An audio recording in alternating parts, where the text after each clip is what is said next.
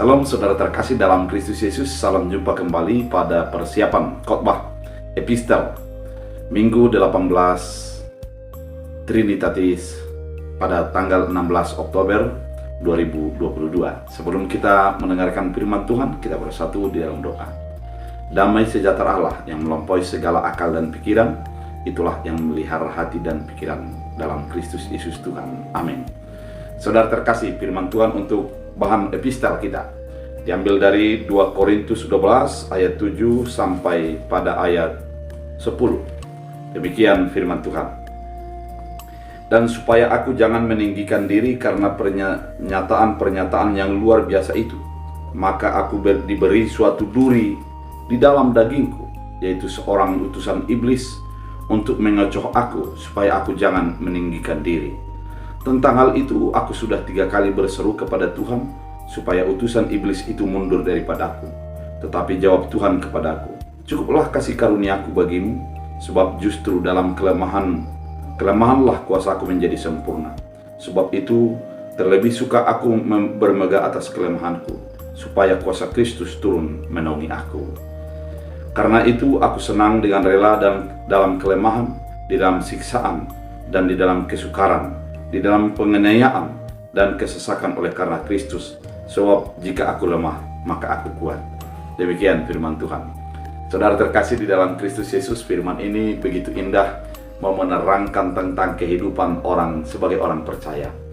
Kalau kita membaca di dalam ayat 1 sampai kepada ayat 6, maka kita tahulah bahwa Paulus pada saat itu adalah merasa keadaannya begitu baik, keadaannya begitu sempurna.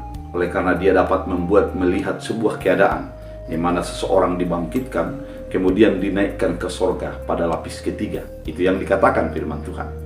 Kemudian kalau itu dia nyatakan, dia sudah melihat penglihatan itu, maka wajarlah dia untuk menjadi bermegah atas keadaan itu.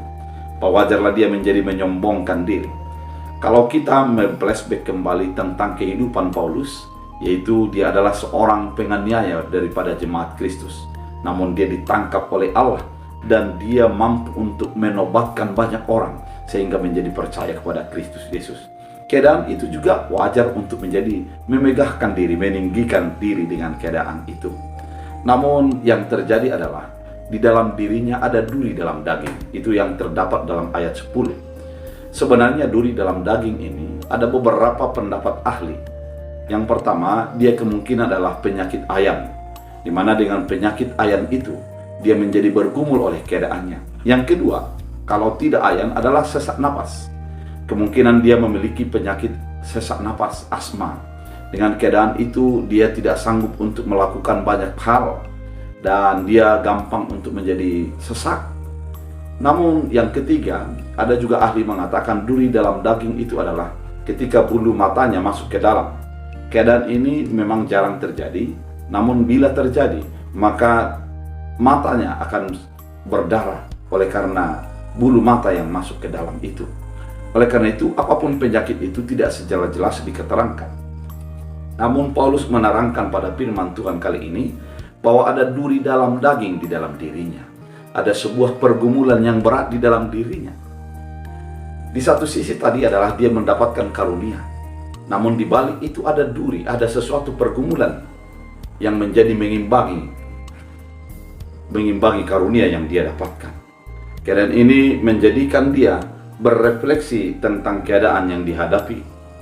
Dia mengatakan duri dalam daging itu adalah iblis yang mencoba mengecoh dia, memutuskan semangatnya untuk menyatakan, mewartakan kebenaran Allah, untuk tetap semangat dalam kehidupannya. Namun dia berupaya untuk merefleksikan apa yang sesungguhnya terjadi dengan sebuah kelebihan, dengan sebuah anugerah-anugerah itu. Namun terdapat sebuah pergumulan yang begitu berat yang masuk ke dalam dirinya, yang dikatakan pada firman ini adalah duri dalam daging. Dia mengatakan pada ayat 8, dia tentang hal itu dia sudah 3 kali berdoa. Kalau dikatakan 3 kali berdoa ini bukan hanya sebatas jumlah, namun adalah maksud daripada sebuah ketekunan. Dia melihat pergumulan itu adalah begitu berat. Dia melihat keadaan itu adalah begitu susah.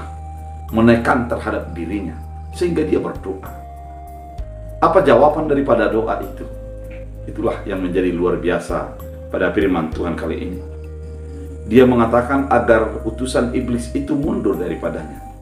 Tapi ayat 9, tetapi jawab Tuhan kepadaku, cukuplah kasih karuniaku bagimu, sebab justru dalam kelemahanlah kuasaku menjadi sempurna. Saudara terkasih, ternyata ketika Paulus berdoa, Tuhan tidak menjadi mencabut kelemahannya, tapi membiarkan kelemahan itu tetap ada di dalam diri Paulus. Kemudian dengan keadaan kelemahan itu, dia menjadi sadar bahwa itu dibolehkan oleh Allah terjadi agar menjadi kuasa Tuhan, anugerah Tuhan semakin nyata dalam kehidupannya. Saudara terkasih di dalam Kristus Yesus, kalau kita merenungkan di dalam kehidupan kita, coba kita bayangkan setiap yang kita doakan dikabulkan oleh Allah. Apa yang terjadi? Mungkin kita akan menjadi sombong. Bukan hanya sombong secara kemanusiaan, tapi sombong rohani. Kita menganggap bahwa kitalah yang mengatur Tuhan. Ketika kita memiliki banyak talenta, banyak kesempatan dalam hidup ini, coba kita bayangkan apa yang terjadi bagi kita. Kita menganggap bahwa diri kitalah yang mengatur segalanya. Mari kita ingat, kita flashback ke beberapa kehidupan sehari-hari, di mana banyak orang menjadi menyombongkan diri ketika dia berhasil. Banyak orang yang menjadi kelihatan menjadi gagah-gagahan ketika apa yang ditanamnya, apa yang diusahakannya melimpah ruah. Dia akan menganggap bahwa segalanya gampang saja. Namun, kelemahan itu merupakan sesuatu anugerah yang diberikan Allah. Itu yang dikatakan oleh firman Tuhan kali ini.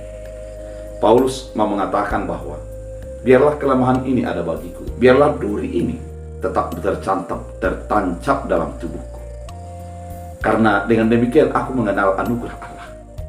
Saudara terkasih, ini juga mau mengingatkan kepada kita, apapun yang terjadi bagi kehidupan, ketika engkau mendoakannya dan masih tetap begitu saja, percayalah ada sesuatu yang indah yang dirancangkan Allah bagi kehidupan kita. Kalau engkau tertekan, banyak persoalan-persoalan yang terasa menindih kita begitu berat, lihatlah rancangan dan anugerah Allah menjadi sesuatu yang terbesar daripada persoalan itu. Firman Tuhan kali ini juga mengatakan, sebab justru dalam kelemahanlah kuasaku menjadi sempurna. Kenapa? Ketika kita mengandalkan kita dan kita merasa diri kita hebat, maka kita akan meniadakan Allah. Namun ketika kita melihat Allah dalam kelemahan kita, maka kita akan menjadi tetap berpegang kepada kuasa dan kehendak Allah dalam hidup kita. Saudara terkasih, dikatakan juga, sebab itu terlebih suka aku bermegah atas kelemahanku, supaya kuasa Kristus turun menaungi aku. Demikian firman Tuhan yang dinyatakan pada ayat 9. Artinya, biarlah kita menyenangi kelemahan yang terjadi bagi kita. Biarlah kita berdamai dengan kekurangan kita. Biarlah kita berdamai dengan kesedihan-kesedihan yang terjadi bagi kita. Karena dengan demikianlah menjadi nyata kuasa Kristus turun bagi kita. Ketika kita lemah, kita akan merasakan tangan Tuhan menguatkan kita, menarik kita untuk menjadi sesuai dengan kehendak-Nya. Namun coba bayangkan, kalau kita kuat, kita mungkin akan merasa bahwa cuma kita yang melakukannya. Allah jauh dari sana. Dalam ayat 10 dikatakan, karena itu aku senang dengan rela dalam kelemahanku, di dalam siksaan, dalam kesukaran, di dalam penganiayaan, dalam kesesakan oleh karena Kristus Yesus. Maka apapun yang terjadi, kalau dikatakan pada firman Tuhan kali ini, dalam siksaan sekalipun, dalam kesukaran juga, dalam penganiayaan, dalam kesesakan, bermegahlah, karena Tuhan ada di sana yang menyatakan kuasa-Nya.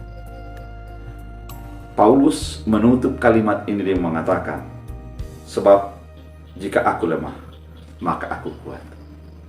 Tubuh kita boleh lemah, hidup kita boleh lemah, namun kita akan menjadi kuat oleh karena persoalan yang terjadi. Mari iman kita. Iman adalah sebagaimana telur. Telur yang dahulunya cair, namun ketika dimasak, dia akan menjadi kuat. Bukan seperti wortel yang dulunya kuat, ketika dimasak, dia akan menjadi lembek. Iman, percaya kepada Kristus Yesus, maka kelemahan kita akan menjadi menguatkan kita. Ketika kita sadar bahwa kita tidak berdaya, pada saat itulah Allah menolong dan melepaskan kita. Saudara terkasih di dalam Kristus Yesus, firman Tuhan kali ini mau mengingatkan kepada kita. Mungkin Tuhan dan pasti Tuhan mau menganugerahkan kepada kita kelebihan-kelebihan. Jangan terhanyut oleh karena kelebihan-kelebihan itu. Dan bisa saja Tuhan membolehkan sebuah kelemahan terjadi bagi kita. Silahkan doakan, minta kepada Tuhan. Namun apabila tetap kelemahan itu terjadi dalam dirimu, jangan menjadi putus asa. Lihatlah, kuasa Tuhan adalah untuk mengarahkan kita sesuai dengan kehendaknya. Apabila terjadi penganiayaan, apabila ada caci maki, dan hidup kita menjadi tertekan, ingatlah bahwa Tuhan mau merancangkan sesuatu yang lebih luar biasa dalam kehidupan. Saudara terkasih, kita adalah Paulus masa kini yang diperlengkapi oleh Tuhan dengan kuasa anugerahnya.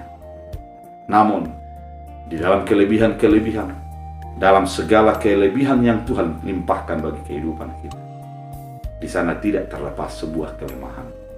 Dalam kelemahan itu, mari lihat, kuasa Tuhan menjadi lebih sempurna. Kuasa Tuhan menjadi semakin besar. Dan kita hidup di dalam kuasanya. Biarlah kehidupan kita menjadi menyadari, dalam kelemahankulah aku dikuatkan. Karena Yesus sudah menganugerahkan kekuatan dan keselamatan itu bagi hidupku. Biarlah firman pada epistel kali ini menjadi menguatkan kita. Tetap beriman di dalam segala keadaan. Tetap beriman di dalam segala kesusahan. Karena Tuhan sudah menganugerahkan kekuatan dalam kehidupan kita. Biarlah firman ini menjadi bagian hidup kita. Kita berdoa. Terima kasih Tuhan atas firman yang Kau nyatakan. Biarlah kami menjadi tetap beriman dalam kehidupan kami.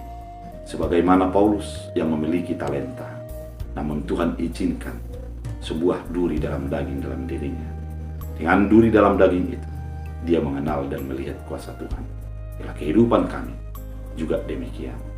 Terima kasih Bapa, berkati umat Tuhan yang mendengarkan firman ini. Biarlah mereka diperlengkapi untuk menjadi memperlengkapi.